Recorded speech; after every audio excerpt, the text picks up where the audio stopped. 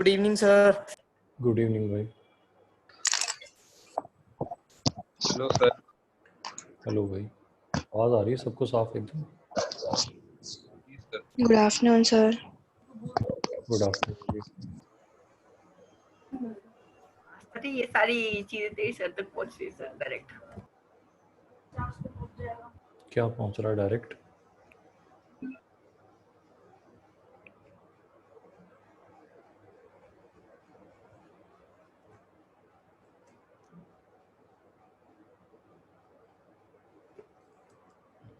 अच्छा, last time हमने LC oscillation कर लिए थे ना?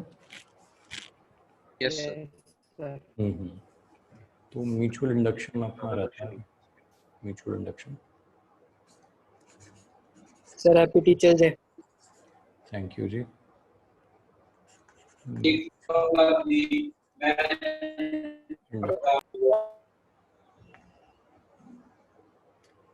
म्यूचुअल इंडक्शन क्या है ना, पहले इसको समझ लेते हैं। तो इसमें कॉन्सेप्ट है happy teachers day sir, thank you जी। कोई रंगारंग कार्यक्रम पेश करना चाहता हो तो करें टीचर्स डे के उपलक्ष्य में। कोई कविता लिखी हो किसी ने? Sir of. हाँ जी सर भेजी थी सर कल आपको। हाँ, अगर मतलब कोई गाना वाना गाना चाहता हो, है ना? कोई नहीं इस तरह का टैलेंट? No sir. कोई नहीं है? अच्छा चलो कोई बात नहीं जी।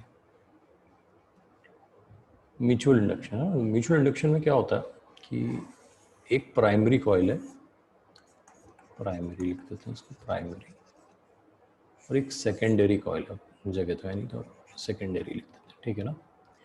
तो प्राइमरी कॉइल का काम है करंट कैरी करना, और उस करंट की वजह से सेकेंडरी कॉइल जो है उससे फ्लक्स पास हो रहा है ना? तो आइडिया ऑफ म्यूचुअल इंडक्शन क्या है? When there is a change, there is a change in the current through the primary,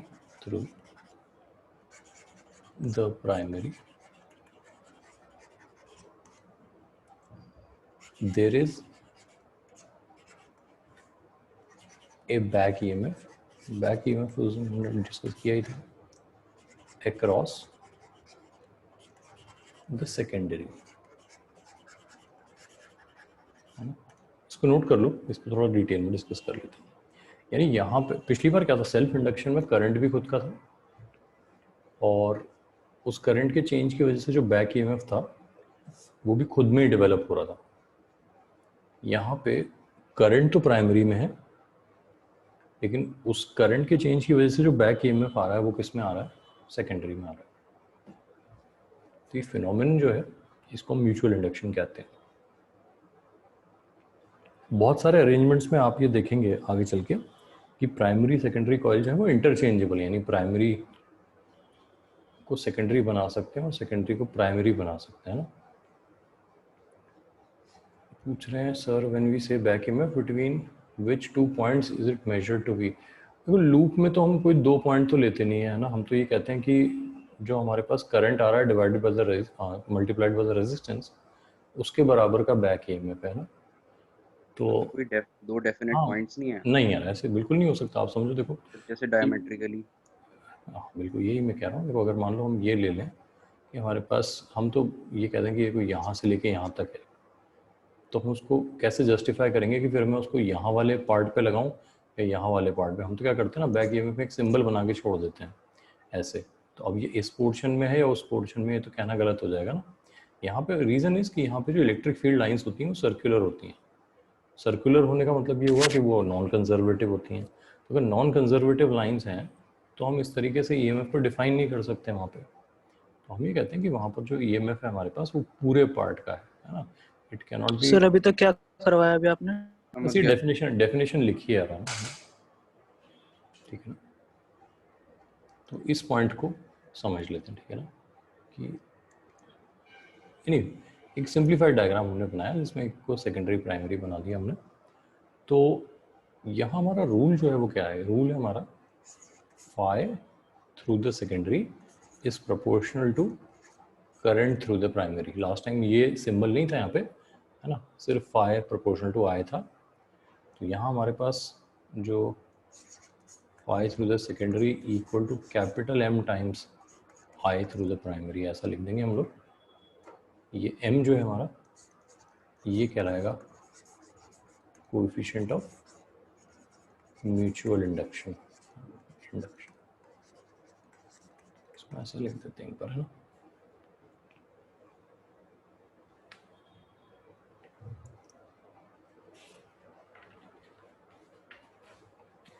sir एक बार ऊपर वाला दिखा लो। ऊपर वाला, हाँ ये देख लो।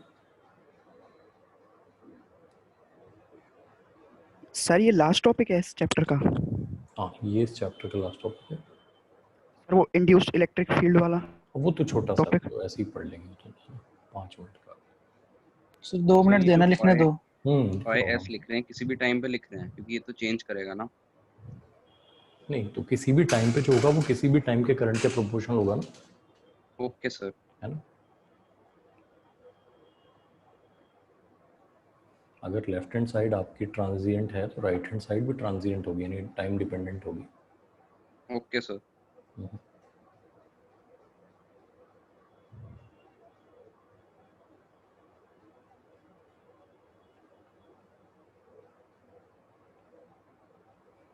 तो एक एस्पेक्ट तो ये समझ लेते हैं इसका।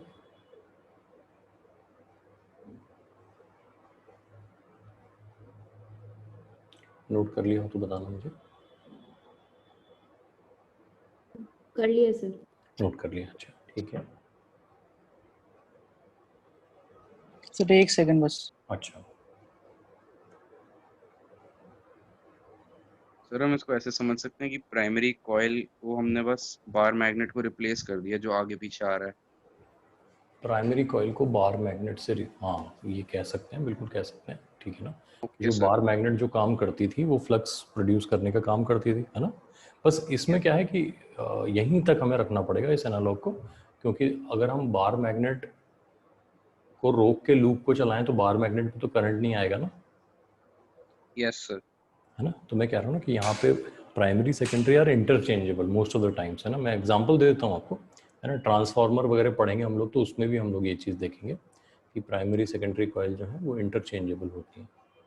Okay sir. ये जो रोल है ऑफ प्राइमरी सेकेंडरी ना, वो सिर्फ इस बात पर डिपेंड करता है कि करंट किस में फ्लो कर रहा है, ठीक है। तो अगर आप करंट जिसमें फ्लो करा देंगे वो प्राइमरी बन जाएगी, उसकी वजह से फ्लक्स जिसके थ्रू पास हो रहा होगा वो नेचुरली क्या हो जाएगी, सेकेंडरी हो जाएगी।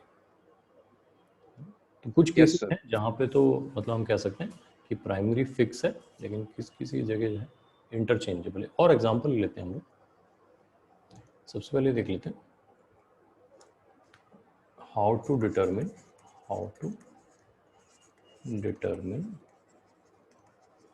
द म्यूचुअल एम कैसे डिटरमिन करें, ठीक है।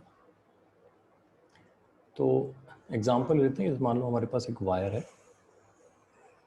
और इसके सामने एक लूप रखा हुआ है। लूप को स्क्वायर जैसा भी मानना है मान लेते हैं, अभी सिंप्लीफाई करते हैं। तो यहाँ इसको ए ले लेते हैं, डिस्टेंस को, उसको एल ले लेते हैं, एल साइड का स्क्वायर ले लिया हमने, ठीक है ना। तो यहाँ प्राइमरी का रोल ऑब्वियसली कौन प्ले कर रहा है, वायर, और इसके थ्रू फ्लक्स पास हो रहा है वो किससे पास हो रहा है, लूप से। ये बात लूप। तो यहाँ इंटरचेंजेबिलिटी नहीं है, यहाँ पर तो फिक्स हो गया हमारे पास। तो आपको पूछे find the mutual inductance of this arrangement, इस अरेंजमेंट का म्यूचुअल इंडक्टेंस पता करो। तो सबसे पहला स्टेप हमारा क्या हो जाएगा, फाइंड फाई सेकेंडरी फाइंड कर लेते हैं। सेकेंडरी के थ्रू फ्लक्स कैसे बताएंगे, तो यहाँ ऑब्वियसली फ्लक्स जो है वो अलग अलग पार्ट में अलग है, तो यहाँ से एक्स डिस्टेंस लेते हैं और एक छोटी सी विड्थ ले लेते हैं, ऐसे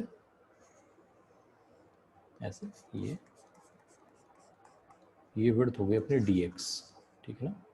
तो ये जो पोर्शन है ना, इसको तो हटा देते हैं। ये जो पोर्शन है हमारा, ये जो अंदर वाला है, इसका एरिया लिखते हैं ना। तो हमारे पास phi through the second, d phi लिखते हैं, छोटा वाला फ्लक्स लिखते हैं।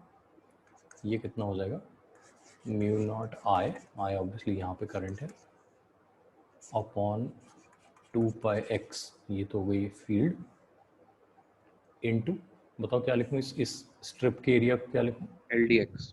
LDX। ठीक है, बिल्कुल सही है ना? तो ये हमारे पास छोटा फ्लक्स हो गया। अब मैं पूरा फ्लक्स लिखना चाहता हूँ तो मुझे ऑब्वियसली इंटीग्रेट करना पड़ेगा। तो म्यू नॉट आई अपॉन 2 पाई तो हम बाहर ले लेंगे, एल भी बाहर ले लेंगे, और मैं इंटीग्रेट कर दूंगा dx ओवर x को कहाँ से कहाँ तक, कहाँ से A से A प्लस L। a से a प्लस एल, बिल्कुल a से a प्लस एल। नोट कर लो एक बार सब लोग इसको।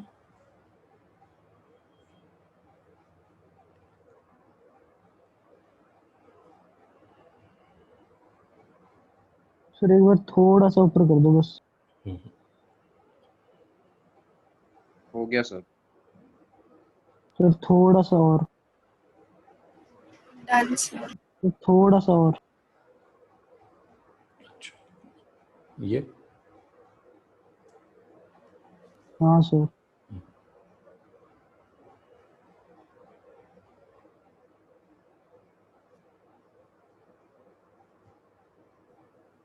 सर इसका टैग कौन सा? तक्षशिला 12 से पेज 12 भी कर दो। हाँ, करना है यार, वो भी करना है ना। क्या फर्क पड़ता है? नहीं ठीक है, मतलब खून जलाने से क्या फायदा, कर देते, कर दूंगा मैं इसको, बिल्कुल कर दूंगा। Okay sir. anyway, तो ये लिखा हमने, अब बस हमारे पास फ्लक्स की वैल्यू हो गई। देखो फ्लक्स हो गया mu not I L over 2 pi ln of 1 plus L by. ये चेक कर लेंगे एक बार, है ना? Yes sir. इसको हम क्या कर देंगे, आई हटा दें तो जो बचेगा वो एम हो जाएगा, है ना? यही हमने सीखा था कि अब फाई इक्वल टू एम आई होता है। तो आप करंट हटा दो इसमें से, तो ये क्या बचा, mu naught L upon 2 pi ln of 1 plus L upon A. ये हमारा आंसर हो जाएगा, नोट कर लो इसको। तो कभी भी ऐसा आता है, मान लो कभी सोलेनॉइड के अंदर सोलेनॉइड लगा रखा हो, एक सर्कुलर कॉइल में दूसरी सर्कुलर कॉइल लगा रखी हो, तो इस तरीके से हम लोग फ्लक्स थ्रू द सेकेंडरी लिख के उसमें से आई हटा के जो बचेगा वो एम हो जाएगा। सर M वेरिएबल आ सकता है? फिर वेरिएबल कैसे? सर जैसे किसी चीज का फंक्शन। यार लेकिन वो तब होगा ना जब उसके जो ज्योमेट्रिकल पैरामीटर है वो टाइम के साथ चेंज कर रहे हो, ओके सर। है ना? यहाँ पे देखो, यहाँ पे एक तो म्यू नॉट है तो वो तो खाली स्पेस की डिनोट कर रहा है ना? बाकी जो पैरामीटर है वो ज्योमेट्रिकल है, एल और ए, है ना? तो अगर ये टाइम के साथ चेंज करेंगे तो ऐसा हो सकता है, बट जनरली ऐसा कोई करता नहीं, क्योंकि उससे कुछ मिलेगा नहीं। देखो बात ये ना, इफ वी हैव समथिंग जिसका कि एम टाइम के साथ चेंज कर रहा है, तो उससे कोई मतलब मीनिंगफुल क्वांटिटी तो हमें मिलेगी नहीं कि ऐसा हो रहा है। Okay sir. क्वेश्चन नहीं बनेगा तो कोई पूछेगा नहीं, है ना? करना चाहे तो हम कर सकते सर इसमें ज्योमेट्री तो चेंज होगी ना, फोर्स तो श्रिंक वाला कर रहा है, श्रिंक होएगा। हैं। अच्छा, कैसे श्रिंक होगा? Sir sir cross magnetic field हाँ बनेगी हाँ तो फिर सिस्टम डॉट बनाएगा, और हाँ। फिर इसमें सर वो एंटी क्लॉकवाइज करंट चलेगा। अच्छा ठीक है। सर फिर वो बी आई फोर्स की डायरेक्शन निकालेंगे तो इनवर्ड आएगी। नहीं मैं समझ गया, लेकिन अगर मान लो वो रिजिड हुआ है ना, तो फिर कैसे वो श्रिंक करेगा? कई बार ऐसा होता है ना कि वो चाहता तो है कि एक्सपैंड होना है, श्रिंक होना, लेकिन स्ट्रक्चरली रिजिड है तो फिर नहीं कर पाएगा, है ना? तो ऐसा जनरली नहीं होगा। इसमें प्रॉब्लम क्या है, देखो जब हम इस हिसाब से सोचते हैं ना कि प्रॉब्लम बन कैसी सकती है, तो हम ये देखते हैं कि वो प्रैक्टिकली फीजिबल कितनी है। भाई मान लो अगर मैं इसमें इलास्टिसिटी का कॉन्सेप्ट डाल दूं कि अगर इस रेट पे ये चेंज हो रहा है, बताओ वो जो टेंशन होगी उसमें कितनी होगी, है ना? तो फिर वो प्रॉपर क्वेश्चन बन नहीं पाएगा, इसलिए जनरली इस तरह से कोई, है ना, उसमें करता नहीं है। तो हम मान के चलें स्ट्रक्चरली रिजिड है, छोटा मोटा करंट आने से ऐसा नहीं होता कि लूप्स फैल जाते हैं, ठीक है ना? जब रियल लाइफ इलेक्ट्रिसिटी होती है, करंट फ्लो करता है वायर्स में, तो एक्सपेंशन का मेन रीजन हीटिंग होता है रादर देन एनीथिंग एल्स, है ना?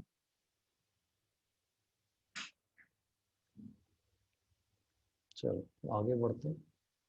अब इसमें एक चीज सीख लेते हैं, देखो इसमें लिखते हैं हम flux linked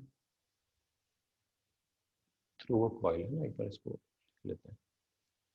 unit for M same as L हो जाएगी, कोई डिफरेंट यूनिट नहीं है।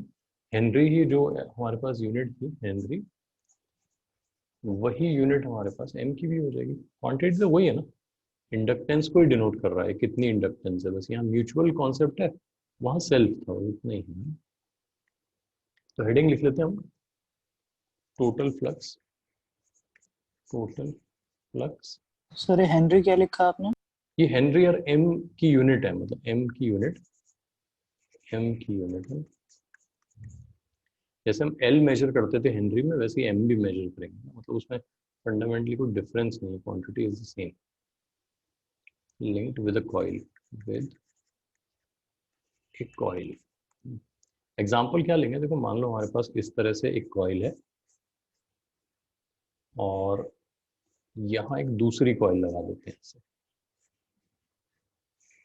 अच्छा, यहाँ पर एक कन्वेंशन हमें सीखना होगा जिसको कहते हैं dot convention. Dot convention, dot convention क्या होता है, क्यों जरूरी है, इसको पहले समझ लेते हैं। कि अगर किसी कॉइल को ड्रॉ करने के बाद यहाँ डॉट लगाओ, तो इसका मीनिंग ये होगा कि इस कॉइल में इस तरह से करंट फ्लो कर रहा है, मैं यहाँ ड्रॉ करके बताता हूँ आपको, इस तरह से करंट फ्लो कर रहा है कि इसकी मैग्नेटिक फील्ड लाइंस इस तरह की हैं। बीच में भी चाहो तो बना लो।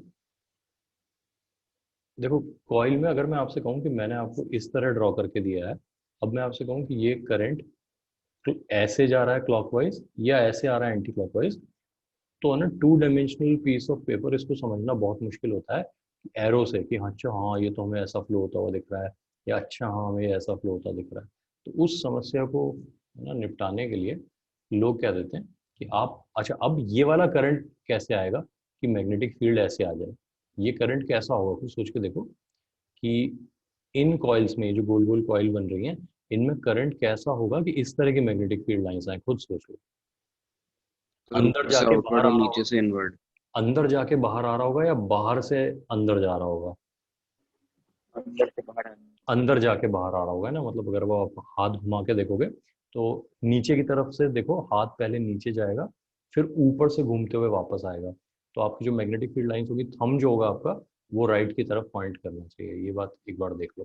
तो जब ऐसा होगा तो आप डॉट कहाँ लगाओगे? नॉर्थ पोल की साइड पे, यानी जिधर से मैग्नेटिक फील्ड लाइन बाहर निकल रही है वहां पर डॉट लगाए। तो डॉट किसको रिप्रेजेंट करेगा?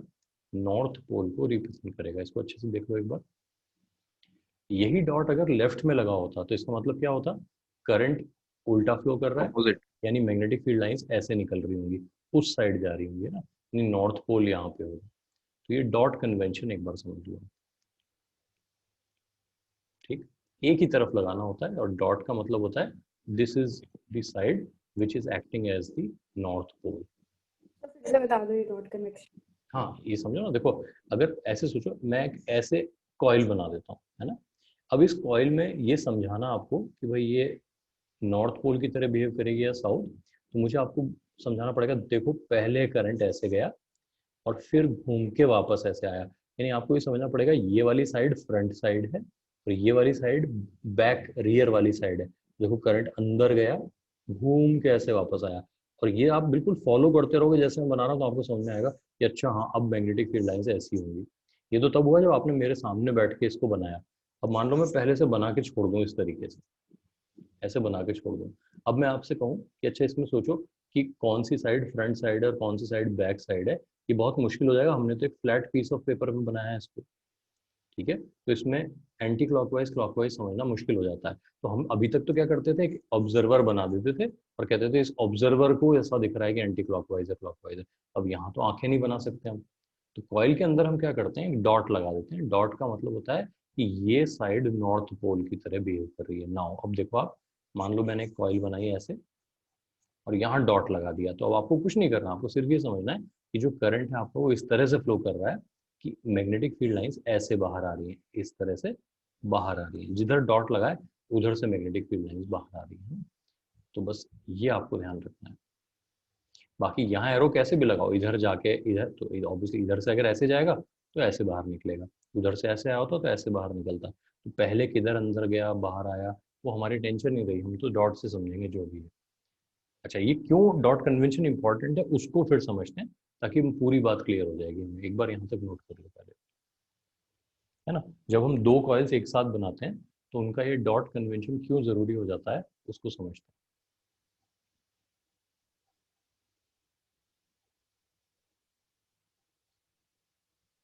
लिख लिया सर। हैं। लिख लिया सबने ना, ठीक है। अब मैं ये वाला डायग्राम फिर से बनाता हूँ, देखो जिसमें हमने दो कॉइल आस पास रखी हुई है, एक ये कॉइल है और एक ये वाली कॉइल। इस सिचुएशन में मैं यहाँ और यहाँ डॉट लगा देता हूँ, है ना।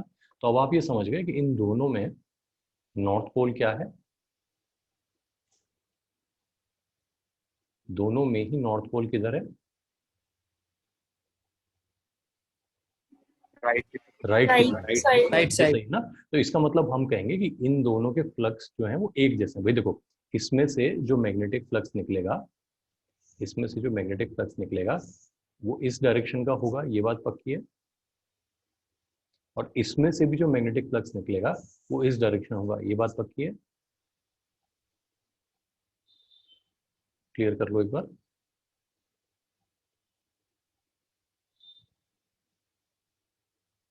ठीक है, अब देखो ये वाला मैग्नेटिक फ्लक्स जिस डायरेक्शन में इसका अपना खुद का फ्लक्स जा रहा है उसी डायरेक्शन में इसमें एंटर कर रहा है कि नहीं।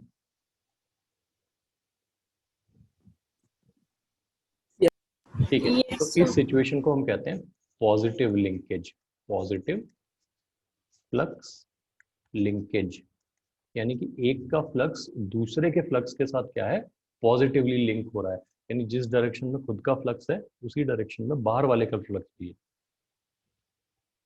पॉजिटिव फ्लक्स लिंकेज, इसको समझ लो।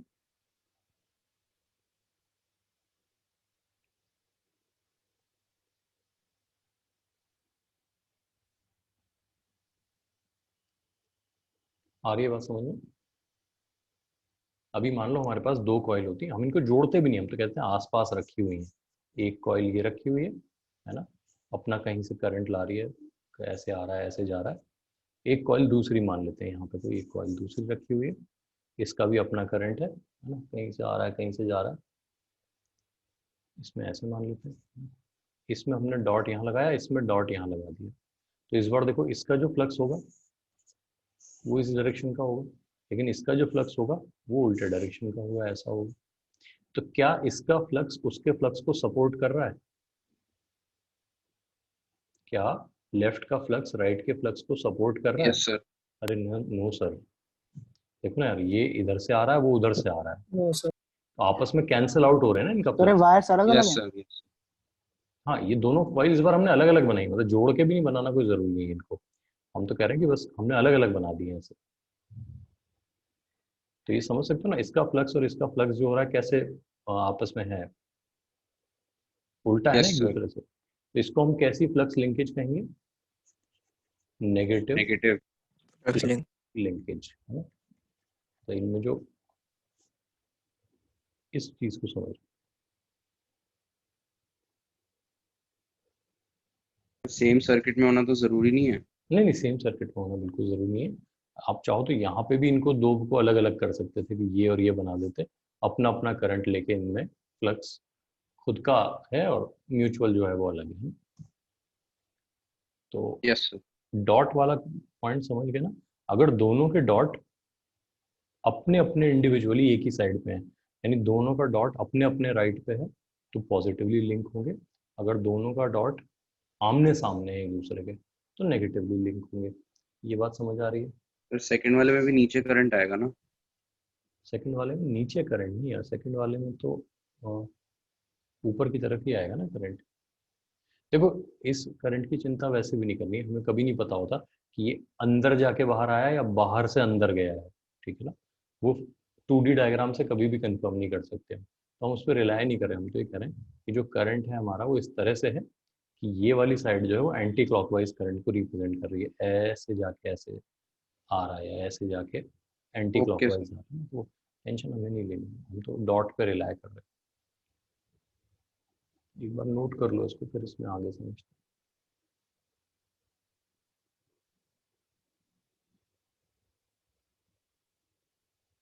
ठीक है, चलो तो अब क्या करते हैं, टोटल फ्लक्स को समझने के लिए हम एग्जांपल वही वाला ले लेते हैं जिसमें हमारे पास दोनों पॉजिटिवली लिंक थे। तो हमारे पास एक कॉइल जो है वो ऐसे हो गई, ऐसे बना देते हैं इसको, एक कॉइल हम ऐसे बना देते हैं,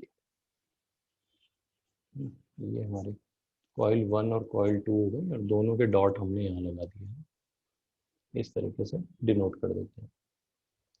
तो सबसे पहले देखते हैं कि जो हमारा फ्लक्स थ्रू कॉइल 1 है, कॉइल 1 के थ्रू जो फ्लक्स है वो दो चीज़ों का कॉम्बिनेशन है। देखो, ये एक तो खुद का फ्लक्स है, तो हम उसको लिख देते हैं L1I1, सही है ना। एक Yes, कॉइल sir. जितना करंट खुद कैरी कर रही है तो खुद के थ्रू तो फ्लक्स पास करा ही रही होगी, प्लस एक म्यूचुअल वाला इफेक्ट भी होगा दूसरे की वजह से, उसको हम लिख देते हैं MI2। MI2, अच्छा, M म्यूचुअल कोफिशिएंट है, दोनों के लिए सेम होना चाहिए, जितना म्यूचुअल इंडक्शन 1 का 2 के साथ है उतने 2 का 1 के साथ होगा ना, वो तो रेसिप्रोसिटी है उसमें, है ना। सिमिलरली phi2 को हम क्या लिख सकते हैं, L2I2 खुद की वजह से MI1 और MI1 म्यूचुअल इंडक्शन की वजह से। ये नोट कर लो, देखो कर लिया सर। सही है ना। तो सेकंड कॉइल पे आपने डॉट कहाँ लगाया? डॉट देखो यार, डॉट दोनों में हमने राइट साइड पे लगाया। अच्छा, अब यहीं पे समझ जाओ कि अगर हमने डॉट लेफ्ट में लगाया होता तो मुझे यहाँ पे क्या चेंज करना होता, नेगेटिव साइन M का। बस यहाँ माइनस आ जाएगा, है ना। ये बात समझ गए कि इनके जो खुद का फ्लक्स है, म्यूचुअल फ्लक्स जो आ रहा है वो उल्टा आ रहा है, ये बात समझ रहे हो। तो वहां पे माइनस साइन आ जाएगा, ये बात क्लियर कर लो एक बार। यस। ठीक, अब अगर कोई हमसे Yes. पूछे कि मान लो ये I1 I2 चेंज होने लगते हैं ड्यू टू एनी रीजन, है ना, और हम मान लेते हैं दोनों ही चेंज हो रहे हैं, तो जो बैक ईएमएफ अक्रॉस 1 आएगा, ईएमएफ अक्रॉस 1 वो कितना होगा, L1 di1/dt plus m times di2/dt, ऐसा कह सकते हैं। चेक कर लो एक बार, देखो। Yes, sir. ठीक है, अच्छा, इसी तरह से E2 लिख दो एक बार, है ना, ईएमएफ अक्रॉस कॉइल 2 लिख देते हैं, वो कितना होगा, L2 di2/dt होगा प्लस m टाइम्स di1/dt हो जाएगा, है ना।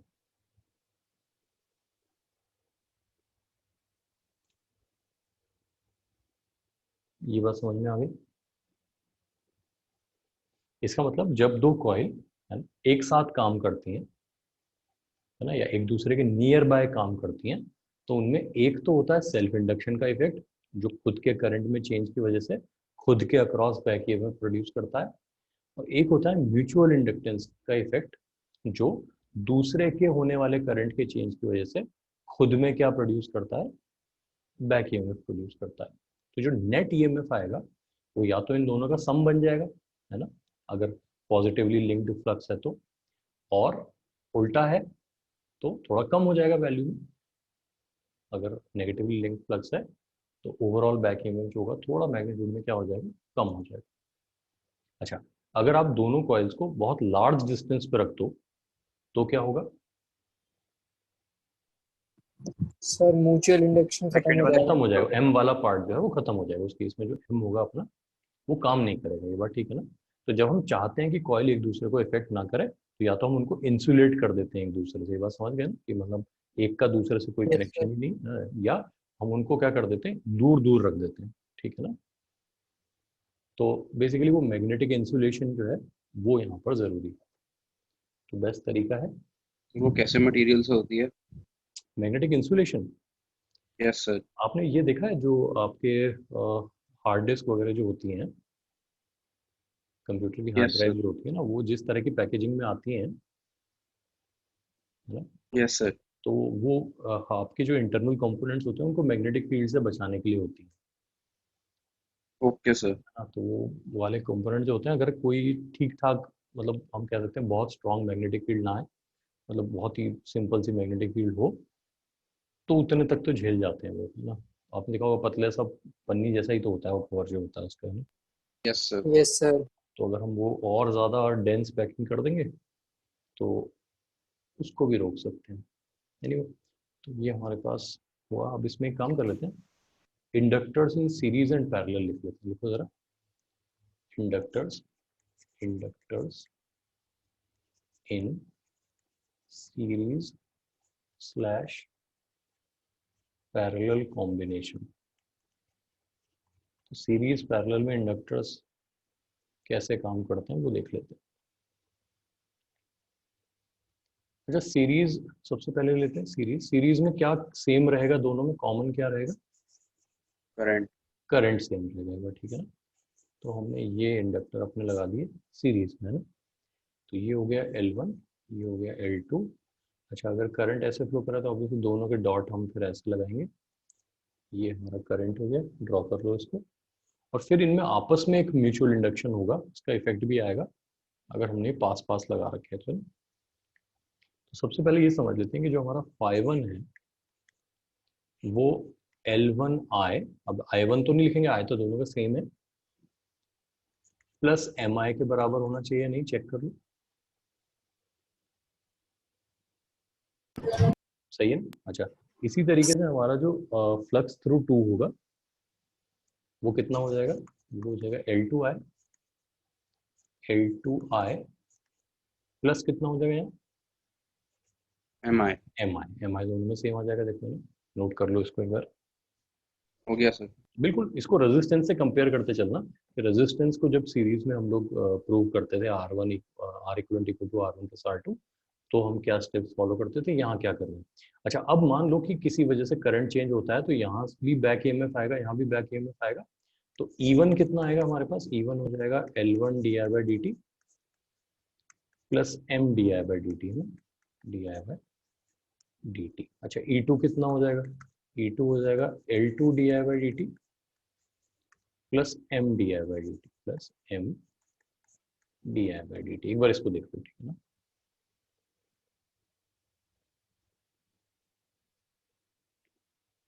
ठीक है। अच्छा, फॉर द टाइम बीइंग मान लेते हैं करंट टाइम के साथ बढ़ रहा है, ठीक है। अगर करंट टाइम के साथ बढ़ रहा है, मेरी बात समझना ध्यान से, ये नोट कर लिया पहले सबने? Yes sir. यस अगर ये नोट कर लिया, देखो अगर करंट टाइम के साथ बढ़ रहा है तो दोनों के बैक EMF इस तरह से आएंगे कि नहीं आएंगे? Yes sir. तो क्या मैं ऐसा कह सकता हूँ कि ऑन एन इक्विवेलेंट बेसिस मैं इन दोनों को रिप्लेस कर दूं एक सिंगल कॉइल से, और उनके अक्रॉस एक टोटल बैक EMF आ जाए जो इन दोनों का सम होगा। यहाँ L इक्विवेलेंट रख देता हूँ, और उसमें जो नेट, यहाँ देखो ये हमारा एक टर्मिनल है, टर्मिनल X कह देते हैं इसको, फिर टर्मिनल Y है। तो जो इक्विवेलेंट बनेगा वो X से Y के बीच में ही कनेक्ट होगा ना अकेला, तो उसके इंडक्टेंस को L इक्विवेलेंट कह देते हैं। और वो L इक्विवेलेंट के अक्रॉस जो टोटल बैक EMF आएगा वो इन दोनों EMF का सम होना चाहिए। ये बात सबको क्लियर है? Yes sir. ठीक है, यस सर। ऐसा करता हूँ, मैं यहाँ पे लिख देता हूँ E, है ना। चाहे तो इक्विवेलेंट लिख दो, पर E इक्विवेलेंट लिखना अजीब सा लगता है। तो ये E कितना हो जाएगा हमारे पास? ये हो जाएगा L1 plus L2 plus 2M di/dt। ये सही है। देखो एक बार अगर इसको जोड़ दूं मैं इन दोनों को, तो और हम इस वाले E को रिप्लेस कर देते हैं किससे? L इक्विवेलेंट di/dt से इसको रिप्लेस कर देते हैं। देखो दोनों तरफ di/dt कैंसिल हो जाएगा। तो 2M क्यों आया? 2M दो बार, देखो हमने ऐड किया ना इसको, E1 E2 को ऐड किया, देखो ओके सर। दो बार M आ गया। यस। ठीक है। अच्छा, अब L इक्विवेलेंट जो है हमारा वो बन गया L1 plus L2 plus 2M। Note कर लो इसको। अगर हमें 2M नहीं रखना चाहते तो हमें कॉइल्स को अलग अलग रखना पड़ेगा एक दूसरे से, ताकि उनके फ्लक्स आपस में लिंक ना हो पाए, है ना। But most of the practical cases में ऐसा होता है। तो ये हमारा फॉर्मूला बन गया L1 plus L2 plus 2M। आ रही है बात समझ में? आ रही है? ये ठीक। L1 plus L2 plus 2M। अच्छा जी, अब बात करते हैं हम लोग, यही काम अगर हमने पैरेलल में किया तो क्या होगा, है ना। तो पैरेलल लिखते थे। सर हाँ बोलो। सर अगर 3 इंडक्टर्स लगा दी तो तब 2M की जगह क्या आएगा? नहीं यार, 3 अगर आप लगाओगे, मेरी बात समझो, है ना। अगर आप ऐसे सीरीज में 3 लगाओगे आप, तो उसमें जो म्यूचुअल इंडक्शन होगा वो तो दूसरे और तीसरे के बीच में आएगा ना फिर, यस सर। है ना। तो वहां पे आपके पास अलग कहानी हो जाएगी। देखो अगर आपने ऐसे 3 लगाए ये, तो इस फिगर में तो हम कह सकते हैं कि भाई इसका इससे म्यूचुअल इंडक्शन है, इसका इससे म्यूचुअल इंडक्शन है, लेकिन जो एक्चुअल केस होता है वहां पे ये तीनों एक दूसरे के साथ म्यूचुअली कनेक्टेड होते हैं। जैसे मान लो कॉइल के अंदर कॉइल के अंदर कॉइल, ऐसे, यस सर। है ना। तो वहां पे फिर हमें क्या करना होता है कि म्यूचुअल इंडक्शन तीनों का ये जो हमारा एम वाला पार्ट है ना, ये तीनों के लिए 3 अलग अलग पेयर में सॉल्व करना पड़ता है ना। तो इसलिए जनरली हम उस तो केस में सिग्मा एम। या सिग्मा एम तो नहीं कहेंगे, फिर वो अलग क्वांटिटी हो जाएगी, वो कैलकुलेट ही अलग तरीके से। खुद सोच के देखो कि वहां पर जो म्यूचुअल इंडक्शन, देखो मैं आपको एक अलग बात बता देता हूँ, अभी के लिए फिलहाल काम आएगी आपको। ये जो आपका हम कह रहे हैं ना, ये जो एम होता है, ये 2 कॉइल के लिए तो रूट L1 L2 से आ जाता है ना। इसकी एक अलग कहानी है जो हम यहाँ नहीं डिस्कस करते हैं, बट हम मान लेते हैं कि चलो हाँ ऐसा होता होगा, ठीक ना, कि m equal to root of L1 L2। लेकिन 3 होंगी तो हम ये भी काम नहीं कर पाएंगे, फिर इसकी एक नई कैलकुलेशन बन जाएगी। तो आप फिलहाल के लिए ये मान लो कि अगर 3 कॉइल हमें लगानी है, तो फिर आप इन दोनों के लिए एक m लोगे, इन दोनों के लिए एक m लोगे, और इन्हें जोड़ते चलोगे इस तरीके से। Okay sir. ये तो अभी के लिए तो ये मान लो, ये 2 एट अ टाइम के बेसिस पे ही हम इनको आपस में कनेक्ट कर रहे हैं, ठीक ना। सब अगर एक दूसरे से पास कराना शुरू कर देंगे तो फिर बहुत सारे हमारे पास फैक्टर आ जाएंगे। दोनों कॉइल का म्यूचुअल इंडक्टेंस इक्वल क्यों होता है? इक्वल इसलिए होता है, इक्वल नहीं है, इसको हम रेसिप्रोसिटी कह रहे हैं, इस बात को समझना। देखो, है ना, किसी ने पूछा कि दोनों कॉइल्स का m इक्वल क्यों होता है? इक्वल नहीं, आप ये सोचना कि आप ऐसे देखो कि अगर हमारे पास 2 ऑलमोस्ट आइडेंटिकल कॉइल्स हैं, ऑलमोस्ट आइडेंटिकल कॉइल, इस पॉइंट पे बहुत ध्यान देना, तो जितना फ्लक्स इसके करंट की वजह से इससे पास होगा, उतना ही फ्लक्स बाहर वाले के करंट की वजह से अंदर वाले के करंट से पास हुआ है, मानते हो कि नहीं? सर मतलब ये ऑलमोस्ट बराबर रेडियस के हैं। ऑलमोस्ट बराबर होनी चाहिए, ये बात ठीक है ना, तभी जाके हम ये काम कर पाएंगे कि इनमें रेसिप्रोसिटी का कॉन्सेप्ट आपको, रेसिप्रोसिटी यानी जो काम 1 2 के लिए कर रहा है वही काम 2 1 के लिए करे। अगर आप ऐसा कर दोगे, ये प्राइमरी और ये सेकेंडरी, तो बहुत दिक्कत हो जाएगी फिर, है ना। फिर हम m कैलकुलेट करना हमारे लिए प्रैक्टिकली तो चलो ठीक है, मतलब थियोरेटिकल वैल्यू लाना बहुत मुश्किल हो जाएगा, उसके लिए प्रैक्टिकल ओके कॉन्सेप्ट सर। लगा के तो हम कर सकते हैं ना, करंट वरेंट फ्लो करा के तुम कर सकते हैं। प्रैक्टिकली कैसे होता है? प्रैक्टिकली ऐसे होता है कि आपने ना यहाँ पे एक certain amount of current flow कराया, और इसके अक्रॉस आपने वोल्टेज कितना डेवलप हो रहा है वो चेक कर लिया, ठीक है। और आपने मान के चला क्योंकि इतनी दूर दूर है ना, तो इनमें सीधे सीधे सिर्फ एक ही कॉन्सेप्ट है, क्या, m का, है ना। तो आपने वहाँ पे m di/dt equal to induced EMF करके m कैलकुलेट कर लिया। di/dt आपको पता ही है किस रेट पे चेंज कर रहा है, m आ जाएगा आपको वहाँ पे। Okay sir. ये तो इसलिए हम जब भी एग्जांपल लेते हैं, आप कभी एक्चुअल ट्रांसफार्मर के अंदर लगी हुई कॉइल्स देखोगे ना, आपको समझ में आएगा कि बिल्कुल ऐसे ही लगी होती है वो, मतलब एक कॉइल के अंदर दूसरी कॉइल परफेक्टली फिट होती है, बिल्कुल ऐसे, उनमें साइज का डिफरेंस नहीं होता है। सर, हाँ जी। और अगर हमने दो इंडक्टर को दोनों की सेम एक्सिस पे नहीं रखा, फिर जो सेम एक्सेस पे ही नहीं रखा, क्यों नहीं रखेंगे? सर ऐसे जो हम तो चाहते हैं फील्ड ना, तो जो उसकी फिर भी होगी कॉइल की, या तो वो फिर फिर उससे ना हमारे पर्पस कहाँ सॉल्व होंगे? हम एक इंडक्टर ऐसे लगा दें और एक इंडक्टर ऐसे लगा दें, है ना, फिर आप कहोगे कि इसका कुछ फ्लक्स इसमें से पास हो रहा है, तो बहुत कम एम प्रोड्यूस करेगा ना वो, यस सर। ठीक है ना। तो देखो रियल दुनिया में क्या होता है, इंडक्टर्स को यूज करने का एक पर्पस होता है, पर्पस ये होता है कि एक substantial amount of back EMF मिल पाए। तो तभी मिल पाएगा जब आप उनको प्रॉपरली एक दूसरे के साथ अरेंज करोगे ना। हम परपेंडिकुलर भी नहीं लगा सकते, ये नहीं कर सकते कि एक को हमने दूसरे के साथ परपेंडिकुलरली लगा दिया, ठीक है ना। सर हाँ, एंटी पैरेलल। एंटी पैरेलल कैसे, मतलब ये ऐसे गया और फिर ये नीचे से आया ऐसे, ऐसे यस सर।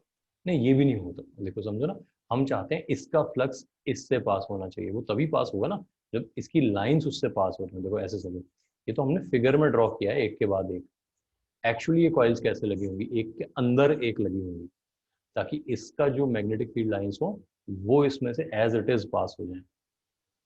एक सर डायग्राम लेकिन आपने ऊपर कभी, वाली की तो जाएंगी ना, जैसे बाहर मैग्नेट की जाती हैं बाहर से कर्व होके।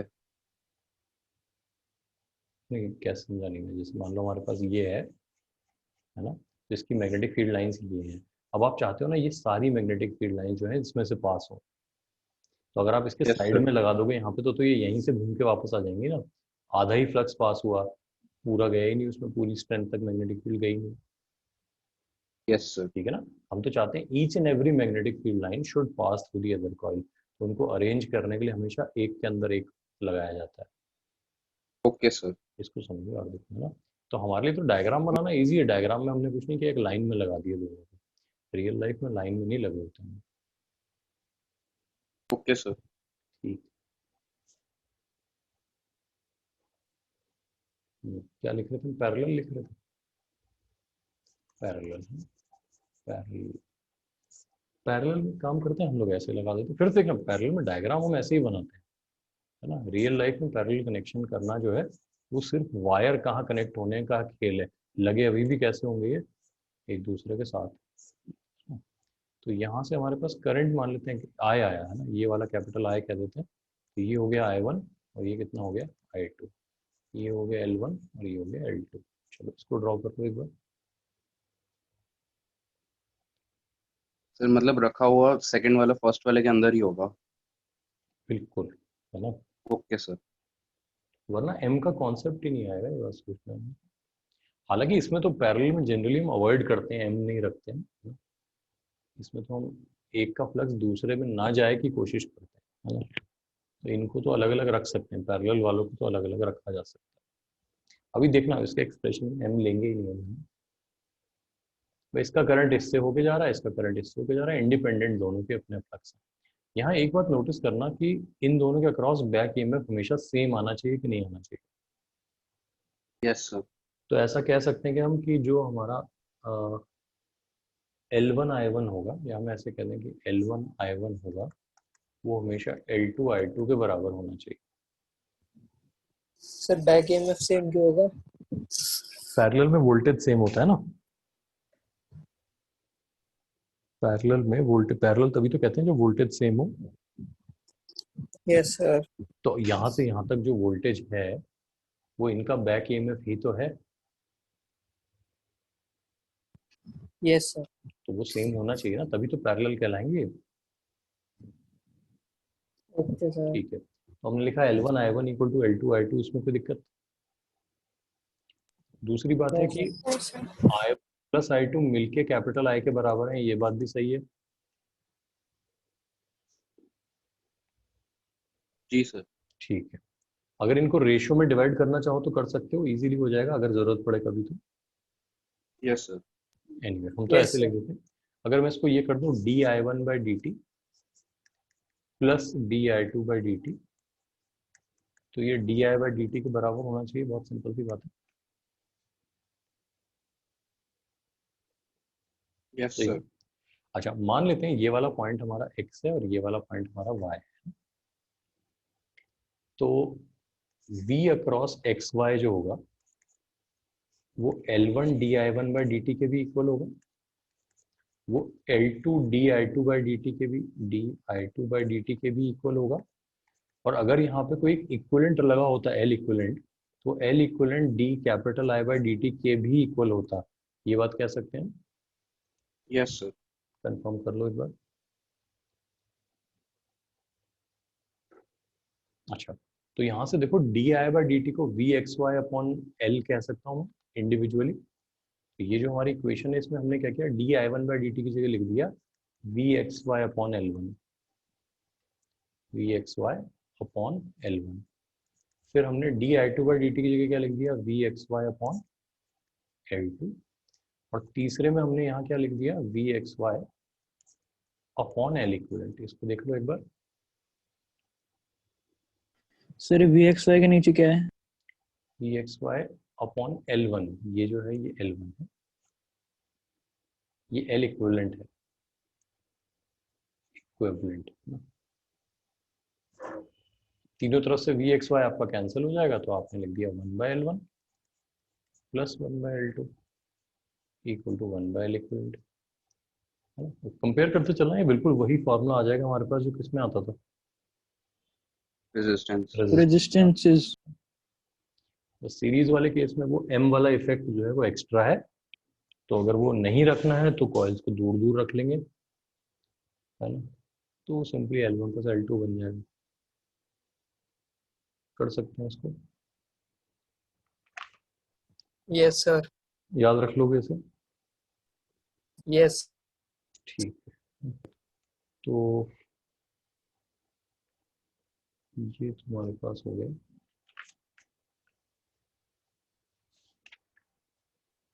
एक काम कर लेते हैं, वो इंड्यूस इलेक्ट्रिक फील्ड वाला कॉन्सेप्ट जो है ना वो लिख लेते हैं, तो हमारा ये डिस्कशन कंप्लीट हो जाएगा। फिर कुछ क्वेश्चन डिस्कस कर लेंगे अगली क्लास में, और फिर हमारा अगला चैप्टर इसमें ऑल्टरनेटिंग करंट है, ये सबको मालूम है ना। अभी वो भी रह गया magnetism and matter. Magnetism and matter, यार मैंने एक वीडियो भेजा नहीं था, मैंने कहा था ये देख लो वाला यस सर। एंड में उनका छोटा सा ही है बस, है। तो खाली एंड में कह रहे हैं छोटा सा लेक्चर है बस, डिस्कशन है। हाँ छोटा सा ही तो सर भेजा वीडियो था। दोबारा भेज दोगे आप? वीडियो दोबारा, हाँ मैं भेज दूंगा यार, बिल्कुल भेज दूंगा, ओके। है ना, बिल्कुल। इसको समझ गए? चलो कोई नहीं, है ना, मैं ज़रा इंड्यूस इलेक्ट्रिक फील्ड वाला कॉन्सेप्ट लिखता हूँ, है ना। ये है इंड्यूस्ड इलेक्ट्रिक फील्ड। कॉन्सेप्ट क्या है ये समझना, देखो कि अगर हमारे पास एक मैग्नेटिक फील्ड है ऐसे, ठीक है जी, और ये जो मैग्नेटिक फील्ड है इज टाइम वेरिंग, है ना। अगर मैं यहाँ पे एक कंडक्टिंग लूप रख देता हूँ तो इसमें करंट फ्लो होना शुरू हो जाएगा कि नहीं हो जाएगा? Yes sir. है ना। अच्छा, करंट अगर फ्लो होना शुरू हुआ तो क्या हम ऐसा कह सकते हैं इसमें जो इलेक्ट्रॉन्स हैं वो मूव होना शुरू हो जाएंगे? यस सर, ड्रिफ्ट करेंगे।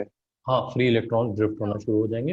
अच्छा, हमें ये पता है कि इलेक्ट्रॉन्स कभी भी बिना इलेक्ट्रिक फील्ड के ड्रिफ्ट नहीं होते। अगर रैंडम मोशन तो हमेशा बना रहता है, तो किसी भी क्रॉस सेक्शन में जितने लेफ्ट जा रहे होंगे उतने राइट जा रहे होंगे, वो तो हमेशा ही है। लेकिन एक पर्टिकुलर डायरेक्शन में इलेक्ट्रॉन्स का मूव करना तभी होता है जब वहां पर क्या अप्लाई की गई हो? Electric field. Electric field. ये बात ठीक है ना। तो इसका मतलब ये हुआ कि हम इसको है ना रीजनिंग के साथ लिख लेते हैं ना, कुछ थोड़ा सा ज्ञान है वो लिख लो, है ना। क्या है, लिखो। सर एक बार हेडिंग दिखाना। हाँ, हेडिंग है induced electric field. Induced electric field लिखो जरा, इसको कॉन्सेप्ट क्या है इसको लिखो।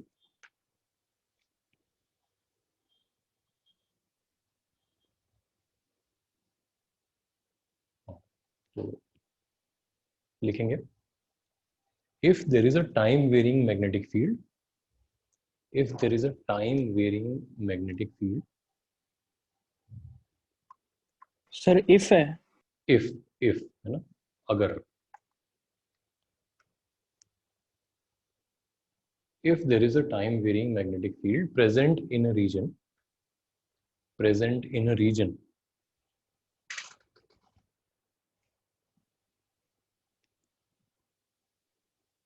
and there is a conducting loop, and there is a conducting loop,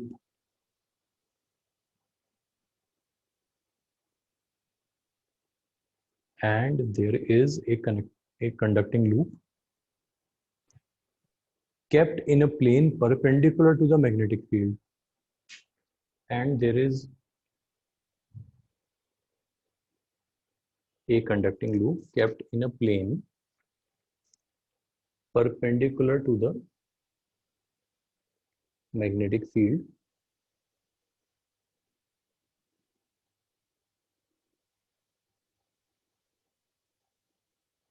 comma लगा के लिखना,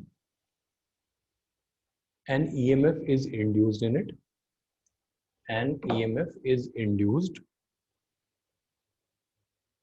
in it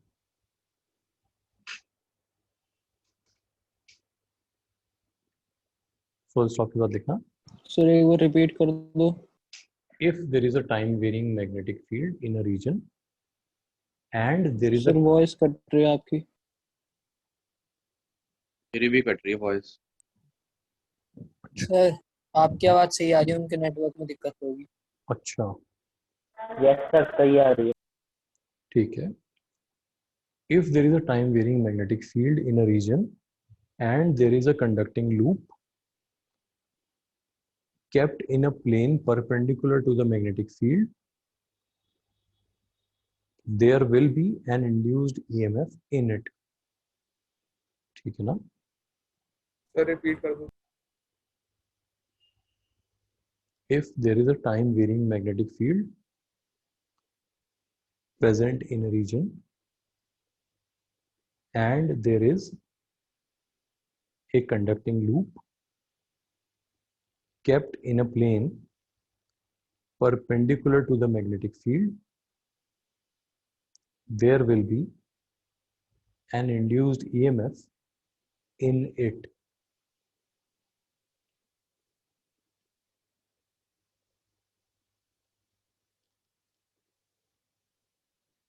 फुल स्टॉप के बाद लिखना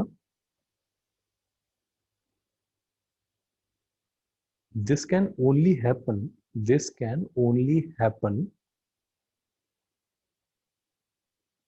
if there are magnetic field lines,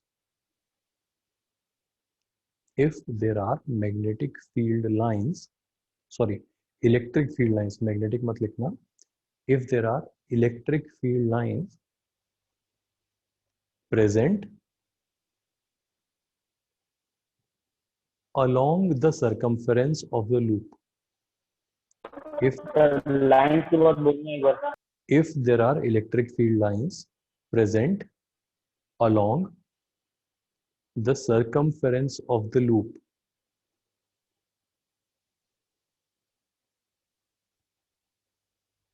इस पॉइंट को आप ध्यान से समझ लो। अगर हम ये लूप हटा भी लेते हैं तो भी ये समझना इस लूप की फिर सर्कमफ्रेंस के अंदर अलावा क्रॉस नहीं है इसके? इसके अंदर क्रॉस हैं, बिल्कुल, मैं जानबूझ के नहीं बना रहा हूँ, नहीं तो फिर समझाने के लिए जगह नहीं बचेगी ना। ये सारे क्रॉस जो हैं वो इसके अंदर पास हो रहे हैं, मतलब है ना, जिस डेंसिटी के हैं वो, मतलब समझ जाओ क्या बोलूँ। हाँ, तो अगर हमारे पास ये जो इलेक्ट्रिक फील्ड लाइन है वो ऐसी नहीं होगी तो इलेक्ट्रॉन्स इस डायरेक्शन में मूव कैसे करेंगे? ओके, अगर इलेक्ट्रॉन मूव हुए हैं तो फोर्स लगा है, और फोर्स लगा है तो वो किससे लगा होगा? इलेक्ट्रिक फील्ड से। तो इस बात से कोई फर्क नहीं पड़ता कि वहाँ लूप रखो चाहे मत रखो, इलेक्ट्रिक फील्ड तो पहले से ही प्रेजेंट होनी चाहिए। इलेक्ट्रिक फील्ड, और वो होनी कैसी चाहिए? लूप की सर्कमफ्रेंस के अलाउंग। आपको सोचो अगर आपने यहाँ पे एक बड़ा लूप रख दिया होता तो करंट तो उसमें भी इंड्यूस हुआ होता, तो लाइन तो वहां भी हुई होती। छोटा लूप रखा होता तो करंट उसमें भी इंड्यूस हुआ होता, तो इलेक्ट्रिक फील्ड लाइन तो वहां भी होती। तो इससे हम क्या कर सकते हैं, कंक्लूजन बना सकते हैं कि अगर time varying magnetic field present होती है किसी रीजन में तो उसके परपेंडिकुलर प्लेन में इस तरह की concentric circular electric field lines produce हो जाती है ना। प्रोड्यूस होना तो नहीं कहेंगे क्योंकि ये टाइम वेरिंग मैग्नेटिक फील्ड की वजह से आई हैं, तो हम इनको इंड्यूस्ड कहते हैं ना, कि अगर बी चेंज नहीं हुआ होता तो ये होती भी नहीं।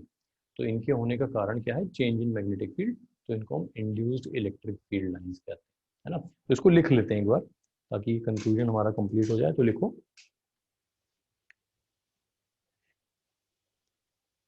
these electric field lines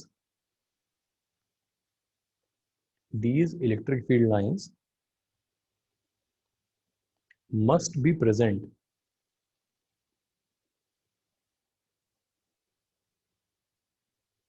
in the plane। कौन सा प्लेन है ये? हाँ,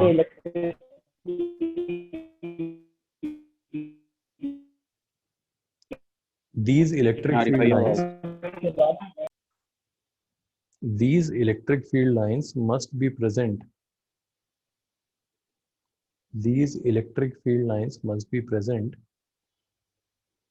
in the plane regardless of whether there is a conducting loop or not। regardless of whether there is a conducting loop or not। Point को समझना, conducting loop आप रखो चाहे मत रखो, ये लाइंस तो वहां पे हैं ही whenever there is changing या टाइम वेरिंग मैग्नेटिक फील्ड। आप लूप रख दोगे तो वो अपना असर दिखाएंगी। क्या असर दिखाएंगी? चार्जेस को मूव करा देंगी। आप नहीं रखोगे तो वो प्रेजेंट हैं, जब रखोगे तब असर दिखा देंगे, ठीक है ना। तो इस सर पॉइंट, हाँ बोलो। सर अगर हम एक लूप रख दें ऐसी मैग्नेटिक फील्ड में, और उसको डायमीटर के अबाउट रोटेट करें ऐसे कि वो प्लेन के अंदर और बाहर जाए, ठीक है। फिर चेंज करेंगी लाइंस? यार लाइन क्यों चेंज करेंगे, उसमें तो मैग्नेटिक फील्ड का तो कोई चेंज नहीं है ना। सर लेकिन उसमें फ्लक्स एसी का करंट चेंज है उसमें जनरेट तो, होगा, होगा तो फिर बिल्कुल। उसके लिए मेरी बात समझो ना, वहाँ तो फ्लक्स चेंज हो रहा है, यहाँ पर मैग्नेटिक फील्ड के चेंज होने की वजह से इलेक्ट्रिक फील्ड इंड्यूस हुई है ना। वो तो केस ही डिफरेंट हो गया ना। वहाँ तो आपका जो angle between magnetic field vector and area vector है वो चेंज हो रहा है, उसकी वजह से फ्लक्स चेंज हो रहा है और उसकी वजह से इंड्यूस्ड ईएमएफ आ रहा है। इंड्यूस्ड ईएमएफ आने के तो बहुत सारे तरीके हैं ना। यहाँ पे सोचो क्या हुआ, यहाँ मोशन किसी भी तरह का नहीं है, लूप स्टेशनरी है, मैग्नेटिक फील्ड स्टेशनरी है, कहीं नहीं जा रही है, जो लाइन है वो है, बट उसकी स्ट्रेंथ क्या हो रही है, चेंज हो रही है टाइम के साथ, ठीक। तो ऐसे सिचुएशन में किसने चार्ज को मूव कराया, ये लॉजिक तो हमें देना पड़ेगा ना वहाँ पे। तो किसने मूव यस सर। कराया, वहां पे एक इंड्यूस्ड इलेक्ट्रिक फील्ड इंड्यूस हुई, उसने इन चार्जेस को मूव कराया है, ऐसा हम कह रहे हैं वहां पे, ठीक है ना। सर तो उस केस में चार्जेस को कौन मूव कराता है? उस केस में चार्जेस को मूव कराता है, देखो समझो, अभी तक हम जो इंड्यूस्ड ईएमएफ लेते थे, अभी तक जो हम इंड्यूस्ड ईएमएफ लेते थे, वो भी तो हम सिर्फ यस सर। फ्लक्स के चेंज से मानते थे ना। Yes sir. ठीक है। तो वहां पर क्या होता था कि जैसे मान लो अब हमारे पास ये वाला एग्जांपल होता था कि ये मैग्नेटिक फील्ड, आपने इस तरीके से पुश किया इसको, ठीक है, तो ये जो चेंज लेकर आ रहे हो, तो आप चेंज लेकर आ रहे हो, ये अपने आप से तो नहीं आएगा ना। Yes sir. अच्छा, जब आप मूव कराते थे, तो फिर ये जो मान लो एक सिंगल इलेक्ट्रॉन को आप धक्का देके ऐसे चला रहे हो, तो इसके ऊपर क्यू वी क्रॉस बी वाला फोर्स जनरेट होता था कि नहीं होता था, यस सर। वो मूव कराता था इसको, यस सर। है ना। ये तो हमने डिस्कस कर लिया था, आइसोलेटेड कंडक्टर में भी हमारे पास बीवीएल के बराबर ईएमएफ आके बन जाता है, यहाँ प्लस या माइनस बन जाता है इस तरीके से, यस सर। है ना। तो जब तक आपने अपने एफर्ट से इसको मूव कराया, मैग्नेटिक फील्ड ने इस पर फोर्स लगा के इसको चला दिया। लेकिन यहाँ तो हम किसी भी चीज को नहीं चला रहे हैं, देखो हमने तो एक स्टेशनरी लूप ला के रख दिया, हमने हाथ तक नहीं लगाया, हमने सिर्फ क्या किया, मैग्नेटिक फील्ड को टाइम के साथ वेरी करा दिया। वो ओके सर, मैग्नेटिक समझ फील्ड गया। टाइम के साथ वेरी होते ही चार्ज चलना शुरू हो गए, तो कुछ ना कुछ तो हुआ होगा वहां पे, तभी जाके चले होंगे ना वो। Okay sir. उसका एक्सप्लेनेशन हम ये दे रहे हैं कि एक फील्ड यहाँ पर इंड्यूस हो गई है, पैदा हो गई है, और वो फील्ड इन चार्जेस को चला रही है, ये बात क्लियर हो गई। Yes sir. ठीक है जी। Yes sir. तो अब ये फील्ड कितनी स्ट्रांग होती है, इसकी वैल्यू क्या होती है, वो हमें देखना पड़ेगा। तो हमने कहा कि इस लूप के पेरीफ्री के अलोंग अगर मैं ये कैलकुलेट करता हूँ, ई डॉट डी एल ऐसे, ये क्यों लगाया बोला मैंने, ये पूरे सर्कुलर लूप के, नॉन कंजर्वेटिव है। हाँ नॉन कंजर्वेटिव है, ये पूरे सर्कुलर लूप के अलोंग कर रहे हैं, ई डॉट डी एल हम कर रहे हैं पूरे लूप के अलोंग। याद करो जब हम integral E dot D R करते थे माइनस साइन के साथ, तो वो हमारे पास v के बराबर आता था कि नहीं आता था, यस सर। आता था ना। बस ये किसके बराबर आएगा, वो आएगा, ये आ जाएगा हमारा, इसको मैं माइनस भी लगा देता हूँ यहाँ पे, तो ये हमारा आ जाएगा, सॉरी यहाँ पे मैं लिख देता हूँ, इंड्यूस्ड ये मैं ईएमएफ के बराबर, ये बात ठीक है ना। इंड्यूस्ड ईएमएफ, ये कैपिटल ई और ये जो घुमा वाला ई है, दोनों में फर्क समझ लेना, ये इलेक्ट्रिक फील्ड का ई है और ये ईएमएफ का ई है ना?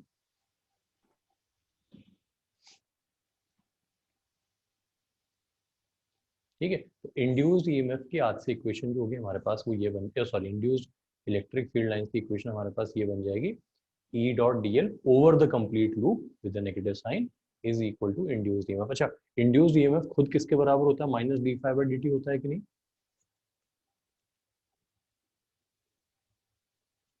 तो मैं यहाँ पे इसको simply d phi by d t लिख दूँ, चलेगा मेरे पास, माइनस माइनस हट जाएंगे।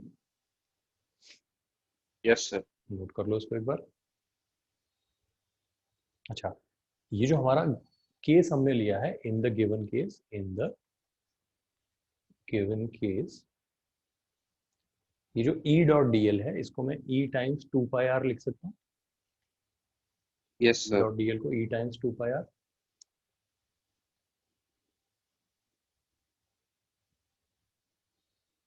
कोई पूछ रहे हैं sir electric field lines close loop नहीं होते, हाँ बिल्कुल नहीं होते, तो ये वो इलेक्ट्रिक फील्ड लाइन है भी नहीं, है ना। जो आप कह रहे हो electric field line close loop नहीं होते, उसमें ये ऐड कर लो, conservative electric field lines close loop कभी नहीं होती हैं। तो इसका मतलब गारंटी है कि ये वाली इलेक्ट्रिक फील्ड कैसी नहीं है, कंजर्वेटिव नहीं है। These are non conservative electric field lines, है ना सर हाँ जी। सर तो अगर हम इन इंड्यूस्ड इलेक्ट्रिक फील्ड लाइंस पे कोई अलग सा आइसोलेटेड चार्ज रख दे तो वो भी सर्कुलेट करने लगेगा? अलग सा क्या रख दें? सर अलग सा एक कोई पॉजिटिव टेस्ट चार्ज, तो वो भी सर्कल में घूमने लगेगा इनकी वजह से? बिल्कुल घूमने लगेगा। आइसोलेटेड चार्ज रखना चाहते हो आप ना? Okay sir. हाँ बिल्कुल मूव करेगा, इलेक्ट्रिक फील्ड है तो मूव करेगा ना। यानी यहाँ लिख देता हूँ मैं ए dv बाई डी टी। ए क्या है? ये हमारे लूप का एरिया है, ध्यान रखना। एरिया। तो ये हो गया A into two pi R equal to pi R square dv by d t. यहाँ से जो कैंसिल करना है कैंसिल कर दो। ई की वैल्यू कितनी आ गई? ये आ गई हमारे पास r by two dv by d T. Note कर लो इसको, ये काम आएगा हमें।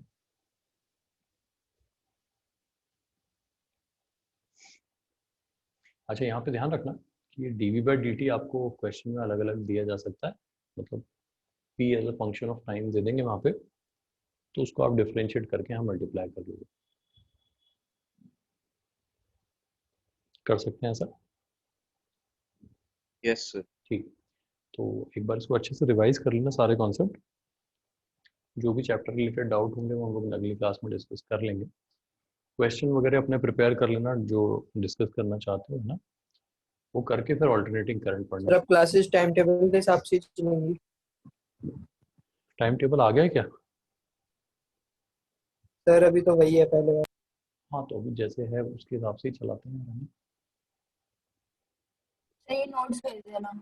इसमें आप किसी ने पूछा कैन बी डिफाइन पोटेंशियल? नहीं, इसमें पोटेंशियल डिफाइन नहीं है। मतलब ये समझ लो आप कि यहाँ पे वो जो हम लिखते थे ना, यहाँ V A minus V B, ये नॉट डिफाइंड है, ये समझ लो, नॉट डिफाइंड। सेम वही क्वेश्चन आ जाएगा फिर देखो कि अगर मान लो मैंने यहाँ पे इंड्यूस्ड ईएमएफ तो लिख दिया, यहाँ मैं ए लिख देता हूँ, यहाँ बी लिख देता हूँ, तो क्या मैं ए बी यहाँ लिख सकता हूँ? हाँ बिल्कुल, यहाँ भी लिख सकता हूँ, यहाँ भी लिख सकता हूँ, यहाँ भी क्यों? जो कन्वेंशनल तरीका होता था हमारे पास दो पॉइंट के बीच में पोटेंशियल बताने का, वो यहाँ वैलिड ही नहीं है। वो वैलिड तब होता था जब हमारे पास कंजर्वेटिव फील्ड लाइंस होती थी। आप बैटरी कहीं भी लगा दो, यहाँ लगा दो, as long as polarity same रख रहे हो, बड़ा छोटा, तो कहीं भी लगा दो, आप कोई फर्क नहीं पड़ता। तो इसमें वो V A minus V B defined ही नहीं है, इसको अलग से नोट कर लेना बहुत ढंग से एकदम। सर आज की क्लास के नोट्स भेज देना। मेडिकल के प्रीवियस ईयर के बाद क्या करना है? देखो मेडिकल के प्रीवियस ईयर अगर कर लिए हैं आपने तो मेरे ख्याल से उतना तो काफ़ी हो जाना चाहिए। अगर एच सी वर्मा थोड़ी बहुत करना चाहते हो तो कर लो, है ना, क्योंकि मेडिकल में कोई और बुक, सर आपने जो किसी के पास वो एलन वेलन वाला मटेरियल हो तो कर लो यार, अगर वो है तो कर लो। और तो बुक्स तो मैं रिकमेंड नहीं करूँगा मेडिकल के लिए, लेकिन एलन का या आकाश का मटेरियल है किसी के पास तो वो कर लो। हाँ कुछ पूछ रहे थे बेटा? सर आपने जो इंड्यूस्ड इलेक्ट्रिक फील्ड शुरू से कराई थी ना, वहां पर एक बार समझा दो यार बहुत सिंपल कॉन्सेप्ट है यार, एक बार मैं वीडियो भेज दूंगा, उसको देख लेना ना, फिर समझाना पड़ेगा पूरा भी, ओके सर। है ना। फिर नहीं आया तो फिर पूछना मेरे से एक बार ना। Thank you okay sir. Sir. चलो ओके जी, थैंक यू।